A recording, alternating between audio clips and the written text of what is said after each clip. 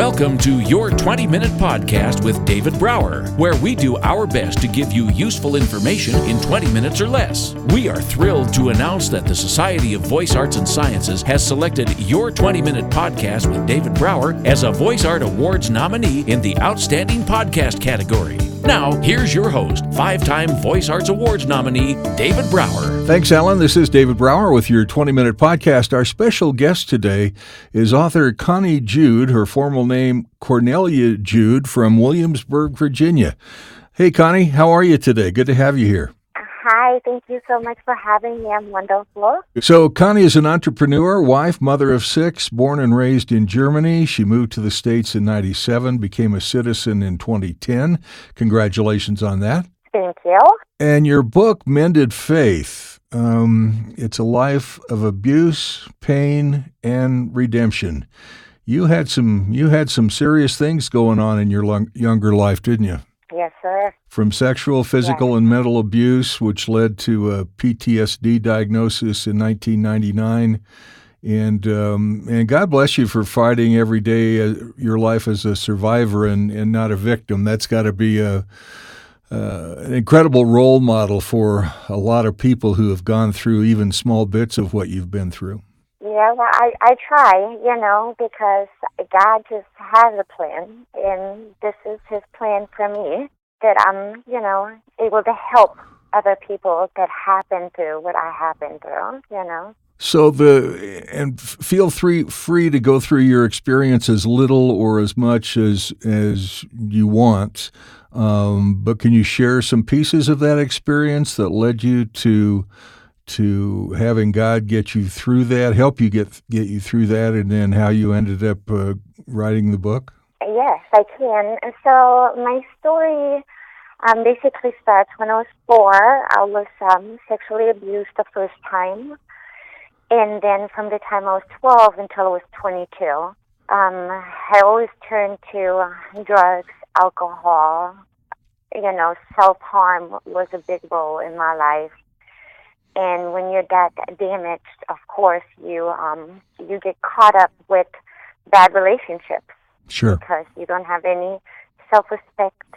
And even if you're still in a bad relationship, but if that makes it a little better than what you have been through, it always felt like, okay, this is better than what I had before. Gotcha. So we get stuck in there, even if it's not a good relationship, So that was, always hard. Well, and I would think, yeah, that's got to be hard. And I would think to a degree, the bad relationships are not unlike alcohol and drug abuse during those situations, because you're reaching out for something, anything to help mask the pain, right? Yes, definitely.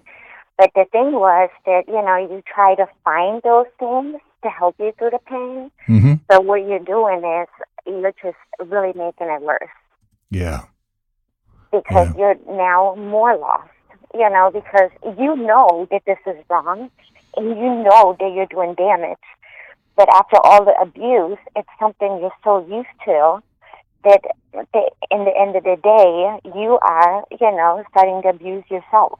Well, yeah. I mean, we all have our quote-unquote normal, and depending on our experience, of course, everybody's normal is totally different. How did you find your way from that utterly horrifying, I can't think of a better word, normal, to your new normal of embracing God and writing a book to help others? So I did not grow up in church. I did not grow up reading the Bible or anything like that. And every day I would drive to work here in Williamsburg, and I drive by this church. And I always had this tugging on my heart, like, you have to go in there. And that went on for weeks, even months. And I just really I refused, I was Sure. one of those people that would say, oh, it's going to catch on fire if I walk in there, right? I was totally one of those people. Yeah. And my husband is a Christian, and so it was really strange for him, too, when I came home and I said, look, I have to go to this church. Let's go to this church. And he was like, wow, this is a whole new level of crazy, right? Where's my wife and what have you done to her? Yes. And we started going to this church, and it got really bad before it got better because I dealt with so much at the church, different sermons that I listened to. And I remember that one Sunday, our pastor was talking about stop being a victim. And that made me so mad. It made me so upset because I felt like, is that really a thing? Is that even possible to not being a victim? How do I get out of this, Yeah.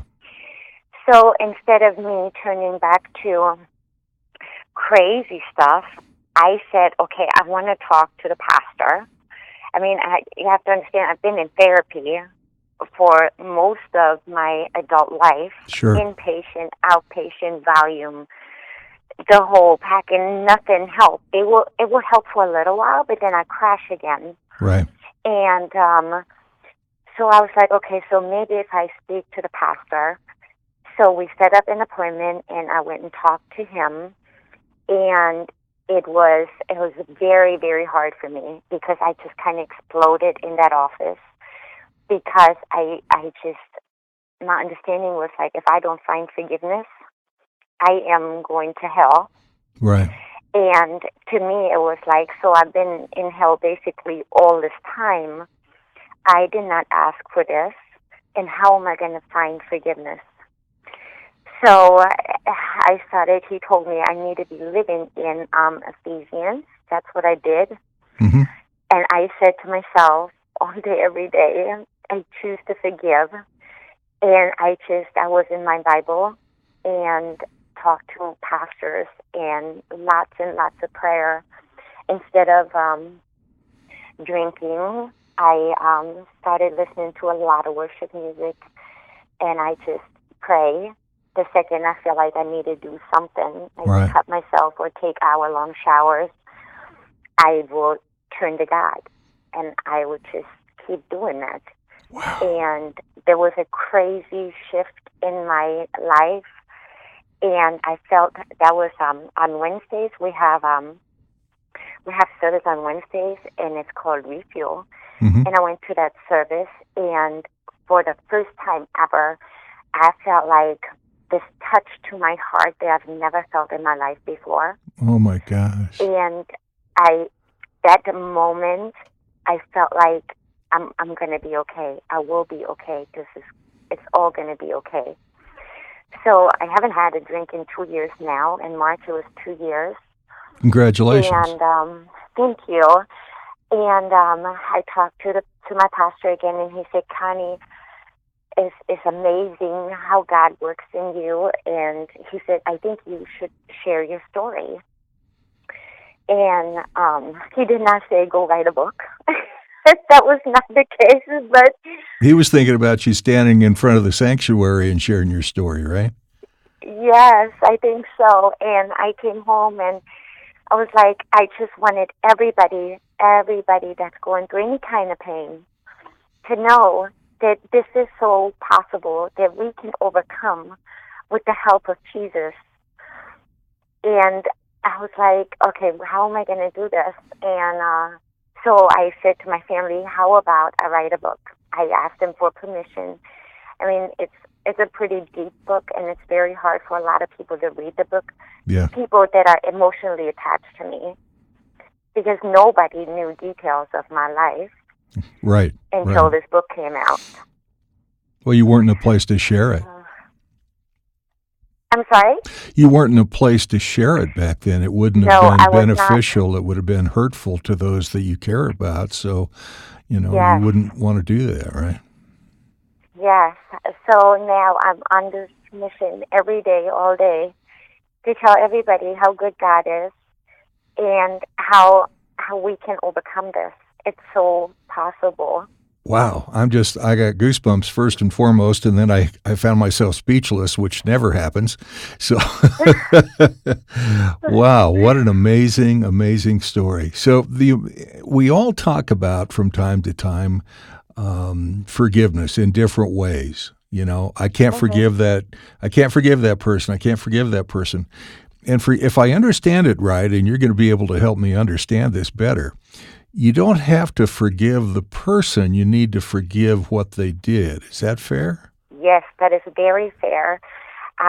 Because I always try to explain it like this. So, okay, forgiveness to me is freedom. Forgiveness is freedom. Mm-hmm. Because if I wouldn't have found it in my heart to forgive, I have a bond, or I had a bond with this man for pretty much all my life.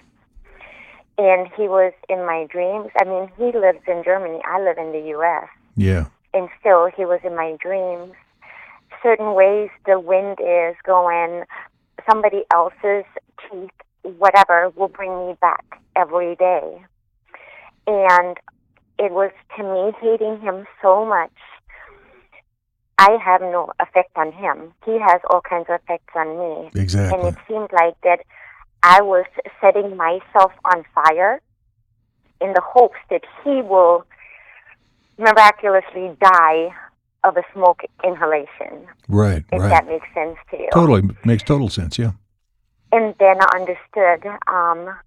understood forgiveness. The more I read the Bible, I understood how important that is and what God really wants for us. God wants this forgiveness for me. Yes. He doesn't want me to suffer. Right. And I didn't understand that for a while. And now I get it. Yeah, most people don't. It's a hard conversation. Yeah. It is a very hard conversation, and some people, and I talk to them about it, and they say, I will never do that. I can never do that. Like, I pray for my mom and my dad and my brother every day for them to find it in their heart, this forgiveness, because you're set free the day you forgive. I had to forgive myself, too. I did a lot of terrible things. Absolutely, you do. I remember when my father and I didn't have the best relationship on the planet. We started getting closer when I turned 40 and he died of a heart attack. And so I carried a lot of guilt about him. I carried a lot of guilt about myself. And I just couldn't deal with it, didn't understand forgiveness, didn't want to understand forgiveness.